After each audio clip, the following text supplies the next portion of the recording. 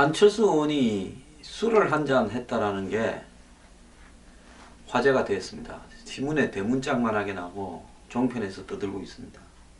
17년간 끊었다는 술도 한 잔 했다. 눈물도 흘렸다는데 카메라에 찍은 언론은 하나도 없었습니다. 그래서 측근이 말로 왼쪽 눈에 눈물이 흘렀다. 안철수 의원은 눈물도 한쪽만 흐르는 모양입니다. 자, 안철수 의원이요, 26일날 개소식에서 눈물을 흘렸다고 측근이 주장을 하는데, 문재인에게 후보를 양보할 때 이후에 처음이다, 이렇게 이야기를 합니다. 자, 개소식을 하루 앞두고 25일날 밤에 최상용 교수 전 주일 대사를 했던 분이죠. 안철수 의원의 멘토인데 찾아서 그 집을 찾아서 밤에 술 한잔 주라 했답니다. 그래서 작년 12월 탈당한 다음에 이 인간을 믿는다는 게 참 고통스러운 일이었다라고 소회를 최 교수한테 틀어놓고요. 그 다음에 이 1시간 남짓 이어진 자리에서 경주 법주를 권하자 17년간 끊었다고 하더니만 한 잔을 마셨다고 합니다. 그래서 자기도 놀랐다. 그리고 오늘 또 신문에 보면 27일 어제 이 자기 지역구 치킨집에서 청년들과의 간담회에서 안철수 의원이 맥주잔을 이렇게 건배만 하고 실제 마시기는 기자가 또 맥주 대신 콜라로 마셨다. 참 이럽니다. 안철수 의원 콜라보다도 맥주가 몸에 더 좋습니다. 자, 간염으로요. 이 98년에 이 과로로 입원해서 간염이 걸렸었다는데 간염이 완치가 되는 거 아닙니까? 뭐 비행 간염 이런 거요. 완치되면 술도 맥주 한 잔씩은 하고 술도 조금씩 먹고 안 그럽니까? 저는 신장을 이식 수술해서 간염보다 훨씬 더 어려운 건데 간염은 걸리고 나면 지나가고 나서 나으면 괜찮지만은 신장은요 이식을 하면 평생 면역 억제제를 물고 딸고 가야 되는데 저도 가끔씩은 술을 한잔 합니다. 뭐 저보다 훨씬 훌륭하셔서 술을 끊었는지 모르겠는데요. 그런데 안철수 의원이 이 술 문제로 한번 난리 난 적이 있죠. 지난 대선 때 2012년 대선 때 이 안철수 의원이 괜히 술 먹는 문제를 갖고 위선을 떨다가 좀 많이 씹혔습니다. 그때 물팍도사에 안철수 의원이 대선 나오려고 그랬는지 여러 가지 언론에서 뭐 힐링 캠프 물팍도사에서 갑자기 2011년 전으로 많이 나왔죠. 그래서 거기에서 강호동과 그 옆에 유세윤입니까? 코미디언 한 명이 물었습니다. 술집 가봤냐? 오래됐다. 한 번도 안 갔냐? 옛날에는 갔는데 아프고 끊었다. 그래서 단란한데? 라고 물었습니다. 그러니까 아니요 라고 이야기했는데 거의 소리가 들리지 않을 정도였습니다. 저도 화면을 봤는데요. 아니요 하는데 입이 아주 작아지면서 사람이 자신 없을 때 그러죠. 단란한 게 뭐죠? 그랬습니다. 노래하고 술을 뭐 이렇게 하는 데라니까. 예, 노래방 그게 단란 그 도와주시는 분이 있는 이러면서 말은 거기서 끝났는데요. 그때 안철수 의원은 사실 술도 먹을 수 있고요. 단란한 데도 갈 수 있죠. 저도 술도 먹었고 단란한 데도 갔습니다. 근데 뭐 안철수 의원은 크게 사업을 하는 분인데 그런 데를 다니면 좀 어떻습니까? 문제는 뭔가 하면요. 그런데 갚습니다. 사업하려고 뭐 한국에 안 가고 사업이 됩니까? 이러면 되는데 98년에 몸이 아프고 난 다음부터 안 갔다. 뭐 그리고 또 TV 나와서 마치 그런 부분에 대해서 본인이 그게 뭐냐는 식으로 이러니까 솔직히 남자들 세계를 아는 사람들에게서는 전 국민의 웃음거리가 된 건데 본인은 이런 부분들을 갖다가 수도승이나 고결한 사람으로 자기를 만들려고 교과서 뭐 14군데 나온 분으로서 위인으로서 단란한 데 가서 술 먹는 부분이 창피했다고 생각했는지 그렇게 말을 했습니다. 근데 나중에요. 신동아에서 당시 9월호에 이런 보도가 있었죠. 전직 고위 관계자가 안철수 의원과 술 먹었다. 물론 98년 이후에 먹었다는 이야기입니다. 그리고 또 이런 보도도 나왔습니다. 와이어 코리아라는 이런 어떤 그 안철수 의원의 이 한 회원이 이야기하기를 버이소사이티는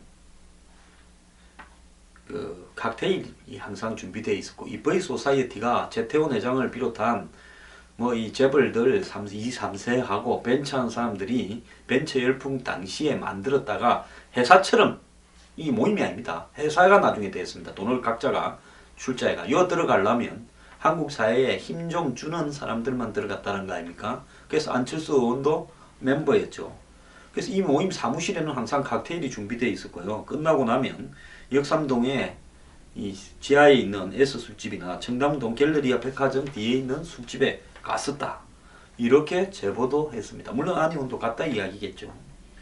또 4월 5에는 인터넷 보안업체 임원이 자기 대표가 안철수 의원과 룸살롱에서 술도 먹었다. 이렇게 이야기를 했습니다. 자, 안철수 의원이 여기에 대해서 이제 해명을 했는데요. 98년 이전에는 여러 번 갔었다. 이후에는 몸이 아프고 해서 사업상 몇 번을 갔지만 술은 먹지 않았다. 자, 뭐 이렇게 어렵고 복잡하게 삽니까? 그래서 저는 어제 17년간 끊었다더니라고 보도한 거. 자, 결국 98년 간염이 있고 난 다음에 술을 입 하나 안 됐다. 자, 룸살롱을 갔는데 술은 안 먹었다. 만약에 여러분 어떤 사람과 룸살롱에 갔는데 안철수 의원이 뭐 접대 받으러 가지는 않았을 거고요. 고결하신 분이니까 접대하러 안 갔겠습니까? 접대하러 갔는데 이렇게 술을 안 먹는다. 이러면 접대 받는 분이 어떻게 이야기하겠습니까? 어이 가자. 술맛 떨어진다. 이렇게 이야기하지 않겠습니까? 대한민국의 갑과 을의 위치를 너무나 여러분들은 잘 알지 않습니까? 안철수 의원이 갑이면요. 룸살롱 갈 필요가 없습니다. 왜? 아니 나 룸살롱에 술을 안 먹어요. 그래 버리면 데려가겠다고 하는 사람이 큰일 나죠. 누가 갑이 룸살롱 안 가겠다는데 억지로 끌고 갑니까? 그럼 안철수 의원이 어리니까 룸살롱 갔을 건데 가서 술을 안 먹었다. 여러분 이 말이 믿깁니까? 그러니까요. 술 먹거나 안 먹거나 뭐 이런 거짓말 내가 말하고 싶진 않은데 오늘 아침에 제목을 보니까 눈물 흘린 안철수 17년간 끊었다 하던 술도 한 잔. 이런 식으로 정치적 쇼 하지 마세요. 미래경영연구소에서 회원을 모집합니다. 미래경영연구소 회원은 황장수의 뉴스브리핑, 출판, 강연 등 모든 사회를 개혁하기 위한 활동을 저와 함께 하게 될 것입니다. 세상이 보다 나아지길 원하신다면 미래경영연구소 회원에 가입해 주시기 바랍니다. 죽어도 회원 가입을 해야 되겠다고 생각하십니다. 안 하면 병들겠다고 생각하십니다. 23일부터 회원 가입이 시작됩니다.